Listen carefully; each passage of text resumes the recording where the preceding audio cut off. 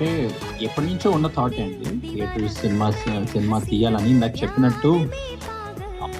But Harshit ద్వారా నేను ఎప్పుడైతే శ్రీకాంత్‌ని కలిసానో, శ్రీకాంత్ నాకు ఈ కథ ప్రొడ్యూస్ ఈ సినిమాలో ఉన్న ఒక బ్యూటిఫుల్ థింగ్ ఏంటంటే, శ్రీకాంత్ నాకు ఆ రోజు ఏదైతే చెప్పారో మేము అదే తీసామండి. అదే అందరికీ నచ్చింది కూడా. దీంట్లో పెద్దగా మేము మార్చింది ఏమీ లేదు. శ్రీకాంత్ ఏదైతే బిలీవ్ చేసి కథ ఫస్ట్ హర్షిత్కి చెప్పాడో, వీళ్ళిద్దరు మళ్ళీ నా దగ్గరికి, శ్రీదేవి గారి దగ్గరికి ఏదైతే తీసుకొచ్చారో, మేమందరం ఒకటే పేజ్లో ఉన్నాం ఆ రోజు నుంచి ఈ రోజు వరకు. ఎండ్ ఆఫ్ ది డే వాళ్ళు లైఫ్లో కొంచెం పెయిన్ ఉంటుంది. ఈ కథ ఎలాగ పెయిన్ఫుల్గా ముగిపోతుందా లేకపోతే ఎలాగా? Geetanjali successful story sir.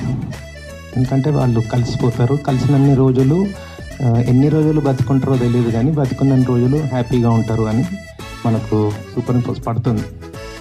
So అంత పాజిటివిటీ ఉన్న గుండె పిండేస్తుంది. సినిమా అయిపోయాక మీరు సీట్లో నుంచి లేవాలని మర్చిపోతారు, అలా కూర్చొని ఉంటారు కొద్దిసేపు. చాలా చాలా చాలా పాజిటివ్గా ఉంటుంది towards life and towards love. మీరు టీజర్లో చూస్తుంది ఒక వన్ సైడ్ ఒక అబ్బాయి. పెయిన్ కదా, పెయిన్ కిల్లరా? It's a sweet pain.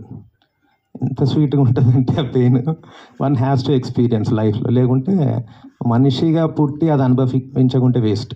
గట్టిగానే అనుభవించినట్టున్నారు లవ్. చాలా అదే ట్రాన్స్లేట్ అవుతుంది. చాలా చాలా అనుభవించాం. కానీ ఇప్పుడు చూస్తుంటారు మీరు, like any other middle class Telugu అబ్బాయి చాలా లవ్ స్టోరీలు చూసాము, అన్నీ వన్ సైడే. ఓన్లీ టూ సైడ్ నా భార్యతో. ఇప్పుడు గీత గారు మీలాంటి వారిని రోజు కొంతమందిని చూస్తుంటారు కాబట్టి ఆమె చాలా ఈజీగా జడ్జ్ చేసి మీ లవ్ స్టోరీ గురించి చెప్పేసింది. వాసు గారు ఏంటి సార్, ఆహాలో ఉన్న దానికి ఏమన్నా అప్డేట్ చేసుకున్నారా వచ్చిన సినిమాల్ని చూస్తూ? It's very updated sir. ఎందుకంటే డికేట్స్ అంటే it was only the story line.